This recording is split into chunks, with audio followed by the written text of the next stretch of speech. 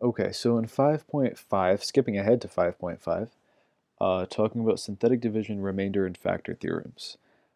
You might be wondering what happened to 5.3 and 5.4. Well, we've already learned 5.3 and 5.4.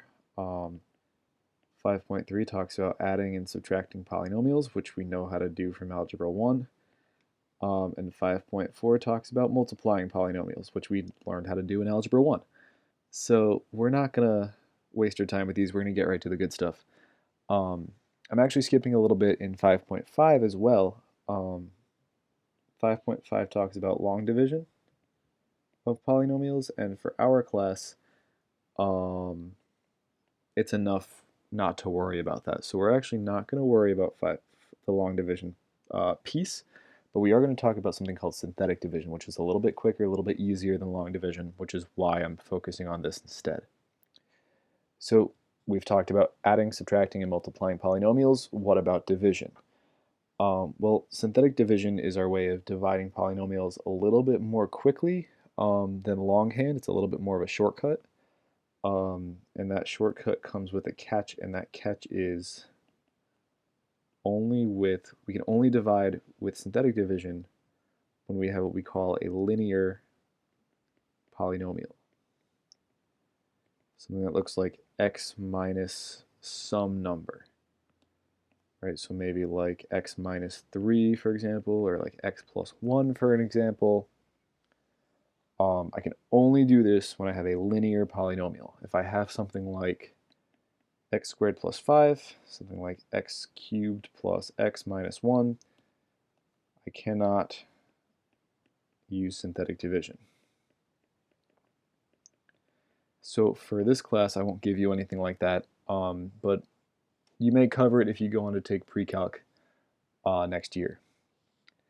So how does this whole thing work? Well, best taught by example, so let's deal with an example. If I want to divide this polynomial here, x cubed minus 6x squared plus 5x plus 12, by a linear polynomial, x minus 4.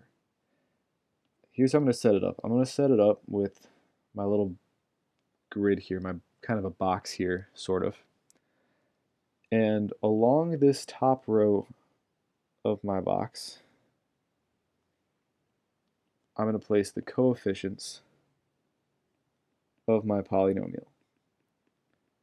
So it's going to be 1, negative 6, 5, and 12. Right, so I just carry them down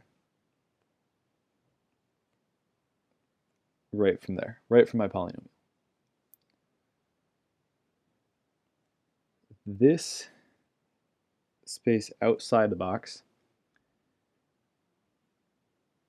is reserved for something to do with this linear polynomial. We're going to take just the number, or I like to think about it as the 0, and place it out front. Right, so x minus 4 is my factor, it's the thing I'm dividing by. So 4 goes outside the box. Just for the case of a negative, if I were to have like x plus 1 that I was dividing by, then I would have a negative 1 out of the box. You can almost think about it, if you want to, as if we're switching the sign. Technically we're not, because that negative is built in to our polynomial, but if it helps you to think about it as if we're switching the sign, then by all means think about it as if we're switching the sign. So that's my setup. Eventually my quotient, my final answer, is going to go down here. I'll show you how that works in a minute. And that row in the middle is going to be reserved for our work. So here's how this is going to go. We're going to start by bringing down a 1. Bring down my first term, my first coefficient. We're now going to move diagonally, and anytime I move diagonally, so maybe I'll use a different color here. Anytime I move diagonally, I'm going to multiply, and I'm going to multiply by 4. I'm going to multiply by the thing I have outside of my box every time. So 1 times 4 is 4. every time I move vertically, I'm going to add. Negative 6 plus 4 is negative 2. And we're just going to continue this process. Multiply 4 times negative 2 is negative 8. Add 5 plus negative 8 is negative 3. Multiply negative 3 times 4 is negative 12. Same color. Add. Negative 12 plus 12 is 0. So it's always this process of multiply, add, multiply, add, multiply, add, until I can't do it anymore. So now this bottom row is helpful. This bottom row is important because it gives me my answer. Sort of. It gives me the coefficients of my final answer. So to write my final answer, to write my quotient, we're going to start 1 degree less than what I started with. So here my degree is 3. So my quotient is going to start with x squared. So it's going to be 1x squared minus 2x minus 3. That 0 at the end is nice, right? That 0 at the end is really nice because that tells us that the number divides evenly. There is no remainder. So if I were to have a remainder, it would go right here.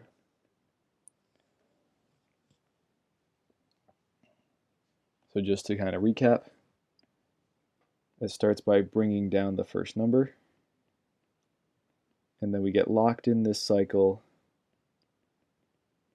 of multiply, then add, and then multiply, and then add, and so on.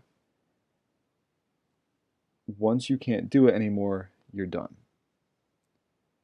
So let's try another one where I can actually walk through it a little more streamlined without really annotating and kind of spelling out every step. So we're going to start with our box. Our coefficients are going to go on the top row. Okay, so 1, negative 2, negative 23, and 60. Next piece I need is what we call the divisor. What am I dividing by? Well, if I'm dividing by x minus 3, then I said we could think about it as if we're switching the sign. So I'm going to put a 3 outside of the box. So I have x minus 3 as my polynomial. My synthetic division is going to use positive 3. So now we can follow our process, right? Bring down. Multiply 3 times 1 is 3. Add. Negative 2 plus 3 is 1. Multiply 3 times 1 is 3. Add. Negative 23 plus 3 is negative 20. Multiply 3 times negative 20 is negative 60. Add 60 minus 60 is 0. So that 0 is really nice. It tells me that there is no remainder. This divides evenly.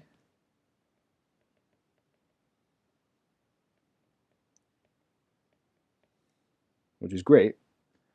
And the more important piece, this row right here, the coefficients of my final answer, of my quotient. Remember that we start 1 degree less. So my first term is going to be x squared because we're dividing x cubed. So we start with x squared. So I have 1x squared. I have 1x, and I have negative 20. So you might be asking yourself, this is great. Okay, 0 is a remainder. Well, can I get not a remainder of 0? Of course you can. Let's look at that. Let's look at this case. So again, I'll start with my box. So the whole process is going to be the same until I get to my remainder. So coefficients along the top. The number I'm dividing by outside. So remember I have x plus 3 here. We think about it like switching the sign. So if I have x plus 3 that I'm dividing by, I'm going to use minus 3 in my synthetic division. Follow our process. Bring down, multiply, add, multiply, add, multiply, add. Okay, so now what? We have a remainder now. Hold off, we'll come back to it in a second. The beginning of my result is going to work very much the same way. Our degree was 3, so our quotient will start with 2. So I have 2x squared minus 5x plus 7. Now what do I do with this minus 16? We're going to take this minus 16 and write it as a fraction over the polynomial we divided by. Right, so I take my negative 16. I'm going to write it as a fraction divided by whatever polynomial I had here that I was dividing by in the first place.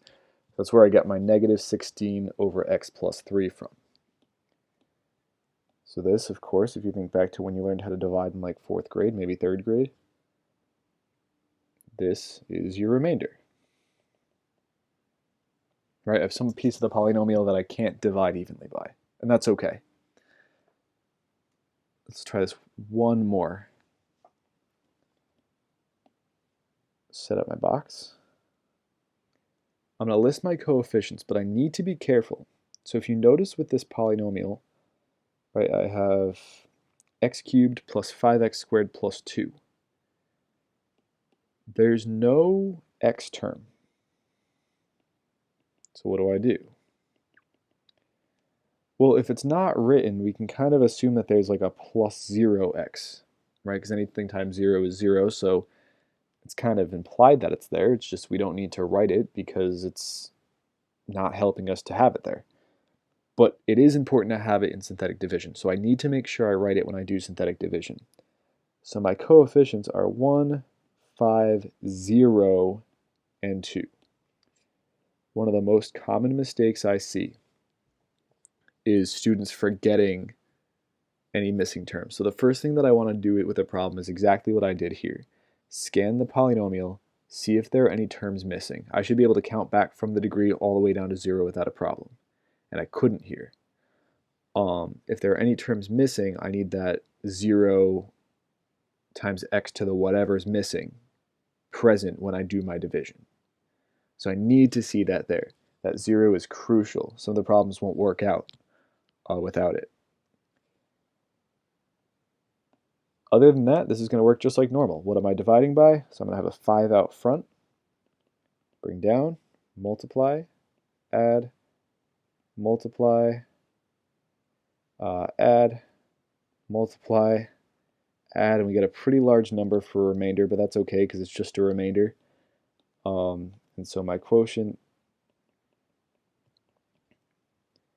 is starts with x squared plus 10x plus 50, and then my remainder. Whatever number I have left over, divided by the polynomial that I've been dealing with all along. So there's just your look at synthetic division. We're going to talk more now about kind of what you can do with this as we move on. Right, how we can apply this in some way. And that comes into play with what we call the remainder and the factor theorems. So all the remainder theorem says is if a polynomial is divided by some linear polynomial, then the remainder after I divide is the same as the function value at that number. So let's see this in action. This I think makes a lot more sense if we actually do it with a problem. So if I take maybe a polynomial, we'll keep it kind of short, we'll do 3x squared plus 2x minus 5. And I want to divide that by maybe x, something I know isn't going to work out, maybe x minus 4. So according to this, the remainder I get should be equal to the function value when I plug in 4. So I have my coefficients along the top, dividing by 4, bring down, multiply, add, multiply, add. 51. So if I've done this correctly, and I hope I have, if I were to just plug in 4, I should also get 51. Let's see what happens. 4 squared is 16. 16 times 3 is 48. Plus 8 minus 5. I get 56 minus 5 is 51, and sure enough, they match. So there's your remainder theorem. This alone is not helpful. It's not useful. It doesn't really do much, but it's an important precursor or generalization to the factor theorem that is much more important. So the factor theorem says, building off of the remainder theorem, a polynomial has a factor, x minus k, if and only if the function value is 0. And this just has a connection to the fact that if something is a factor, that means it's a solution, which means it's a 0, and something is only a 0 if that number makes the function value 0. So it's just a fancy way of explaining what a factor is and tying it in with division. That's kind of our important connection here in this section. So, well, let's put this to the test. If I take something like x squared plus 8x plus 16 divided by, again, something I know is going to work out, so we'll try x plus 4. Well, x plus 4 is a factor as long as I get a remainder of 0, right? That's just what it means for division, no different than 2 is a factor of 16, right? Because if I divide 16 by 2, I get 8 and I don't have a remainder. It's the same principle here. So my coefficients along the top, negative 4 outside, bring down, multiply, add, multiply, add. Great, so my division works out, which is awesome. 0 for a remainder, which means if I do this right, in part based on my remainder theorem, which I'm just taking a step further with my factor theorem, to say that f of negative 4 should give me 0. So negative 4 squared plus 8 times negative 4 plus 16. Let's see what happens. I get 16 minus 32 plus 16, which sure enough gives me 0. Why does this matter? All this matters for is to say, let's get you set up for these next couple problems. Kind of just explaining division here in the context of bigger things beyond just numbers, beyond just whole numbers or fractions. Now we're really talking in terms of whole polynomials and whole functions. So I want to factor this whole polynomial completely. I have 3x cubed minus 4x squared minus 28 minus 16, given that x plus 2 is a factor. So I know that x plus 2 is a factor. What that means is that the remainder should be 0. It also tells me that if I divide, I know it's going to work out, so I should probably start there. That's exactly what I'm going to do. I'm going to set up my box. Coefficients along the top. If I'm dividing by x plus 2, then I should have negative 2 outside of my box. Multiply, add down, multiply across, add down, multiply across, add down. I like to keep track of my quotient as I go. So where am I so far? I'm at 3x squared minus 10x minus 8. I want to factor this completely though. So I can either look for factors and try to factor this like we did in chapter 4, or I can jump right to my quadratic formula if you choose to. Either way is fine. But I know that this is going to factor normally. It's going to factor kind of nice. So we're going to do it that way. I'm looking for factors of 24 that add up to 10. To do this by grouping, maybe I'll just do it off to the side so I have some room.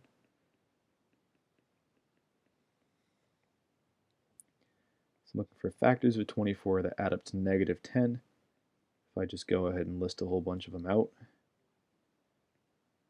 I know that negative 4 and negative 6 would work, but can't, right? Because this negative at the end tells me that the signs have to be different. So my other option could be positive 2 and negative 12. So remember, we factor by expanding. So maybe I'll try putting the negative 12 here and the 2 there. So just a review from chapter 4, I'm going to start by breaking up the middle term into my two factors. I'm going to pair off 2 and 2 and factor out a common term here as well. So I have a 3x in common in the first pair, and I have a 2 in common in the second pair. And I know I did this right because my insides match, right? The terms I have inside the parentheses match, so I'm good. My final step is to take everything that is not in a set of parentheses currently and multiply it by something in parentheses. So I've got one factor, x squared. Maybe I'll use a different color. I've got one factor, x squared. I've got one factor, 3x plus 2, and I got one factor, x minus 4. And I'm asking for those factors, so I just need to list those out.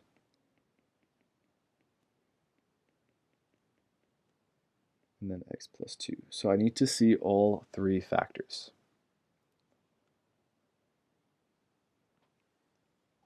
Along the similar path, along the similar idea,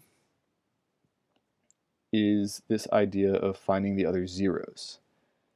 The only difference here is I give you the number. I don't have to do anything fancy to it. I'm already given the number.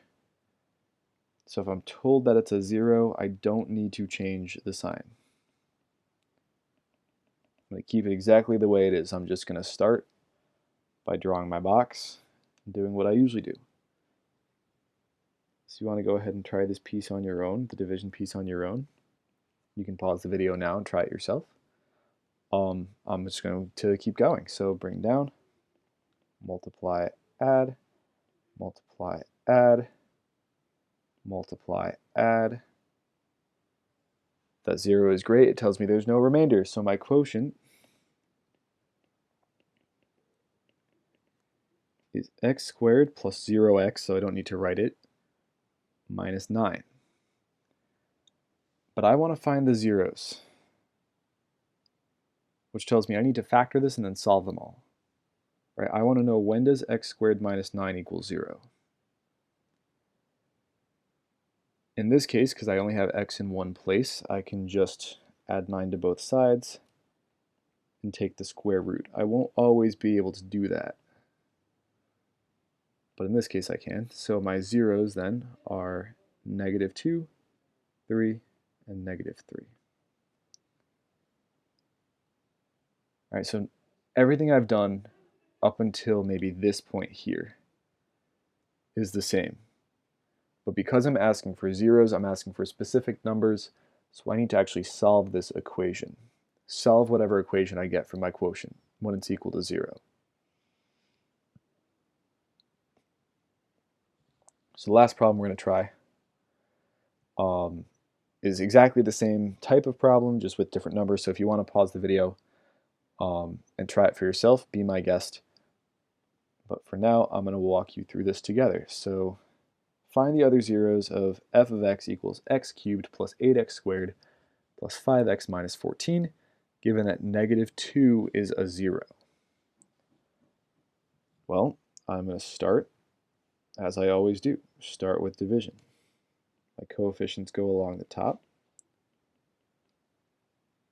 Negative 2 is a 0, so I don't need to change anything about it. I can just take it and just put it right there. All right, so I'm going to go to work, bring down, multiply, add, multiply, add, multiply, add. That 0 is always a good sign. So let's see what I have left. My quotient is x squared, I start 1 degree lower, plus 6x minus 7. I want to find the other zeros, which means I'm going to set this equal to 0. And I'm going to solve it. Now, I have to be careful here, because I have 2 instances of x, which means I cannot just add it over. I can't just add terms over. I have to factor. You have to factor. So I'm looking for factors of 7 that add up to 6. Well, it's easy enough, right? I'm going to have plus 7 and minus 1. Remember that my 0 property here tells me that I can break this up and solve them individually. So this tells me that my zeros are -2, which is the one I was given, and then the ones that I came up with were -7 and +1.